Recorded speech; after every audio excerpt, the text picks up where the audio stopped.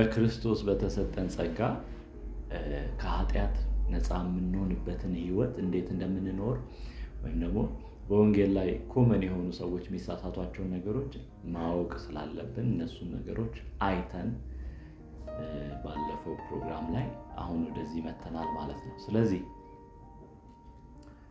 ወንጌልን እንደ ዕለት ተዕለት ኑሮ እንዴት አድርገን መኖር እንችላለን? ወንጌልን የዕለት ተዕለት ኑሮ ስለሆነ፣ ምክንያቱም ወንጌል አንድ ቀን የሰማነው አንድ ቀን የምናውቀው በአንድ ቀን የሚያልቅ አይደለም። ነገር ግን እድሜያችንን ሙሉ እያወቅነው እየተረዳነው ከዛስ እግዚአብሔር በህይወታችን ያለውን ፕሮግራም እያየን በቻሌንጆች በተለያዩ አቅጣጫዎች እየተማርን የምናድግበት የህይወት አይነት ነው። ስለዚህ በወንጌል የተቀበልነው ህይወት ማለት ነው። ስለዚህ እንዴት ነው በእያንዳንዱ ህይወታችን ክፍል የህይወታችን አካል ልናደርገው የሚገባው?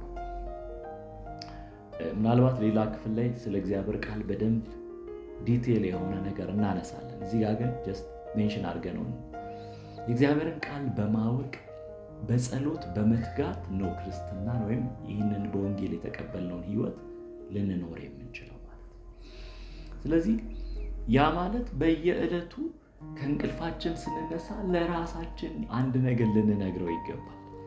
ያ ማለት ራሳችንን ብቻ ሳይሆን ዲክላሬሽን ወይም ደግሞ በመንፈስ ዓለም አዋጅን ልናውጅ ይገባል። የእግዚአብሔር ልጅ እንደሆንን በሱም ደግሞ መልካም የሆነን ህይወት እንደምንኖር ሁሉ ጊዜ ልናቅ ለራሳችንም ለነፍሳችንም ልንነግራት ይገባል።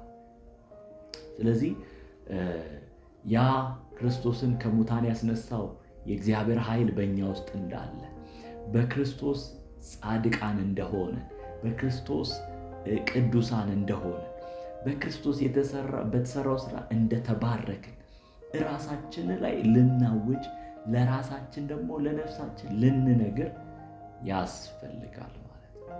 በጣም ወሳኝ ነገር ነው። ምክንያቱም መጽሐፍ ቅዱስ በያዕቆብ መጽሐፍ ላይ ሲናገር ምላስ በሰውነት መካከል ያለች ትንሽዬ አካል ነገር ግን ሙሉ ሰውነትን የምትመራ እንደሆነች በመርከብ ላይ ካለ መሪ ጋር አመሳስሎ ይናገራል።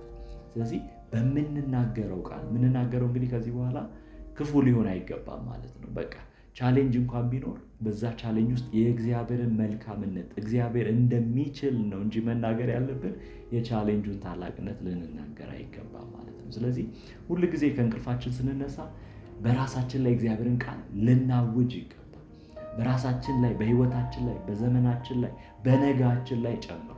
ምክንያቱም ነጋችን በቃላችን ወይም በአንደበታችን የምንደርስበት ስለሆነ መጽሐፍ ቅዱስ ቅድም እንዳልኳችሁ በያዕቆብ መጽሐፍ ላይ ይህንን አስረግጦ ይነግረናል። ያዕቆብ መጽሐፍን ስታነቡ ይሄ በደንብ ይገባችኋል ማለት ነው። ስለዚህ መሪ መርከብን ወደሚፈልግ እንደሚወስዳት ምላስም በሰውነት ውስጥ እንደዛው ናት። ሰውን ወደሚፈልግበት አንዳንዴም ደግሞ ወደማይፈልግበት የምትወስድ በሰውነት መካከል ያለች ትንሽ ብልት ናት ይላል መጽሐፍ ቅዱስ። ስለዚህ ይህንን በማስተዋል ልናደርግ ይገባል ማለት ነው። ሌላ ጊዜ ደግሞ ስለ አንደበት ኃይል የምናወራባቸው ጊዜያት ይኖራሉ ብዬ ተስፋ አደርጋለሁ። የዛኔ በደንብ አንስተን ደግሞ ዘርዝረን በትነን እናየዋለን ማለት ነው። ሌላው ምናልባት ቅድም እንዳልነው ለኃጢአት ኢሚውን ተደርገናል። በምን? በክርስቶስ ኢየሱስ ስራ። ነገር ግን አንዳንድ ጊዜ የወደቀው ማንነት ወይም ደግሞ ስጋ ስለለበስን ለስህተት እንዳረጋለን፣ ልንሳሳት እንችላለን፣ ኃጢአት ልናደርግ እንችላለን። ኃጢአትን ብናደርግ እንኳን አንድ ነገር ልናቅ ይገባል። ስለዛ ኃጢአት ኢየሱስ ክርስቶስ ሞቶለታል።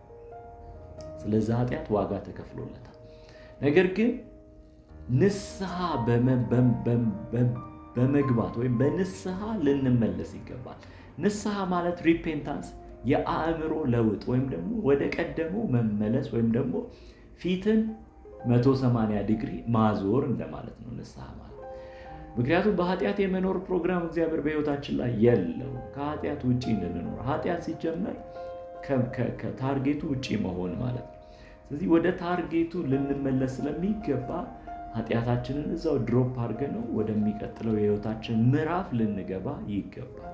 ምናልባት በኃጢአት ብንወድቅ ወይም በኃጢአት ብንሳሳት ማለት።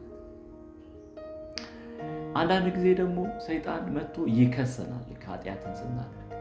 የሰይጣንን ክስ ልንነቃበት ይገባል። ምክንያቱም ሀሳብ ሆኖ ነው እኛ ጋር የሚመጣው። ሀሳብ ሆኖ ይመጣና አንተ እኮ እንደዚህ አድርገህ እንደዚህ ሆነ ብሎ ብዙ ነገር። አንድ ነገር ለሰይጣን ልትነግሩት ይገባል። እኔ የጸደቅኩት ሲጀመር በመልካም ስራ አይደለም፣ ኃጢአት ባለማድረግ አይደለም፣ በክርስቶስ በተሰራው ስራ ነው። 4 ነጥብ። እዛ ቦታ ጋር እኔና በእግዚአብሔር መካከል ለሚኖረው ህብረት ሰይጣን ምንም አይነት አስተዋጽኦ ሊኖረውም አይገባም፣ አይችልም። ስለዚህ ለሰይጣን ንገሩት።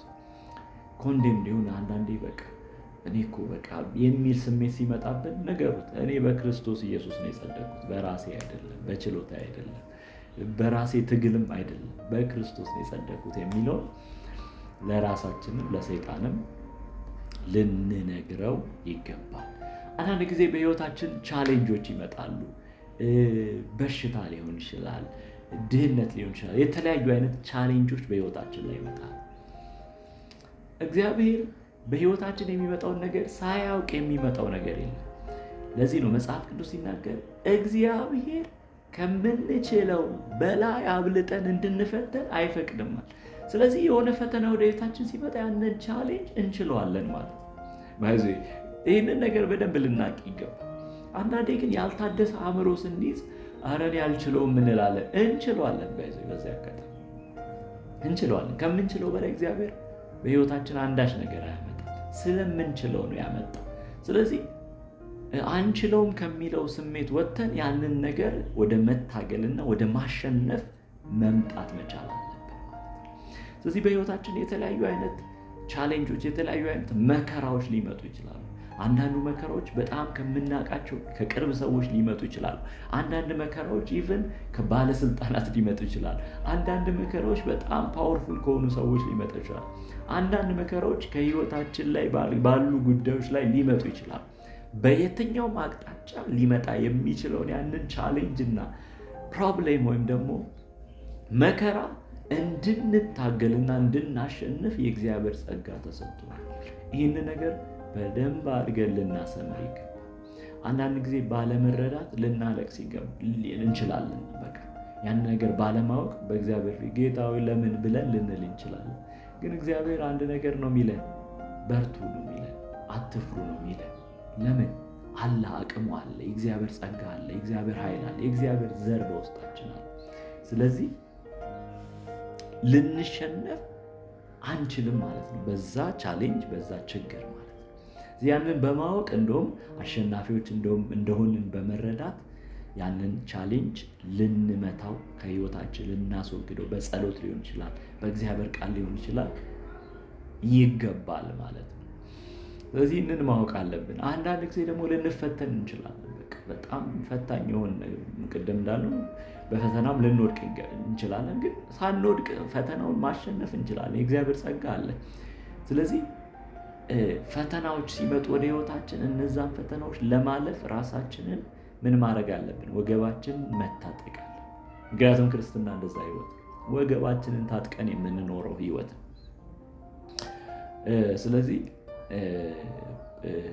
ዳዊት ሲናገር እንደዚህ ይላል፣ በሞት ጥላ መካከል እንኳን ብሄድ አንተ ከኔ ጋር ነህና ክፉን አልፈራም። ስለዚህ ክፉ የሆነ ነገር የሚፈትን ቻሌንጅ የሚያደርግ እንቅፋት የሚሆን ነገር በህይወታችን ሲመጣ መፍራት ሳይሆን ፌስ ማድረግ፣ መታገል፣ ማሸነፍ ከኛ ይጠበቃል ማለት ነው። ምናልባት ታገለን እንኳን ባናሸንፍና ብንሸንፍ ተነስተን እንደገና መታገል ነው ክርስትና ማለት። ለምን?